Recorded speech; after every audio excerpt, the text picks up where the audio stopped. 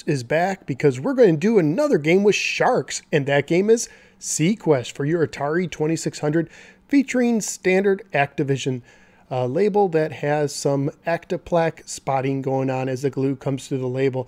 Label's not that exciting, but the game has sharks, so it has to be somewhat good. Let's go ahead and pop it into my Atari 7800 Pro system and see how Seaquest holds up today. Let's go to the game. Seaquest was published by Activision and carries the copyright year of 1983. It was made by Steve Cartwright, who also made Mega Mania, which I reviewed in episode 123. According to the manual, several of your divers have retrieved buried treasure, but now you need to come to their rescue while dodging and blasting enemy subs and killer sharks. Seaquest is a single screen shooter for 1 or 2 players alternating, with only one standard mode of difficulty. You can use the difficulty switches to affect your rate of fire, with the B position giving you a quicker rate of fire than the A position. In the game, you control the movement of your sub with the joystick and hold down the button for continuous fire. The goal of each level is to collect 6 divers by touching them with your sub and surfacing to the top. Do so and you will move to the next wave. Your sub also has an oxygen gauge at the bottom of the screen. When your oxygen tank is almost completely empty, you will hear an alarm notifying you that you have 8 seconds to surface for air or you will lose a ship. You can surface to refill your gauge at any time, but it will cost you one of your divers that you are holding. You can also lose a sub by contacting sharks or enemy subs, or by being shot by an enemy sub. As the game progresses, an enemy patrol sub will appear on the surface, moving from right to left. When you surface to refill your air or to drop off your 6 divers, you are frozen until the process is complete, but the patrol sub can still attack you, so it's a smart idea not to surface too close to where the sub appears.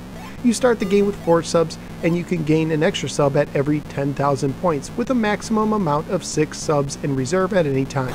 At the start of the game, you get 20 points for every destroyed shark or enemy sub, but at every wave, their value goes up 10 points to a maximum value of 90 points. You also get 50 points for every diver you rescue. According to the manual, every beep you hear for a rescued diver represents a gold ingot they recovered, perhaps from the treasure in Name This Game, which I reviewed in episode 214.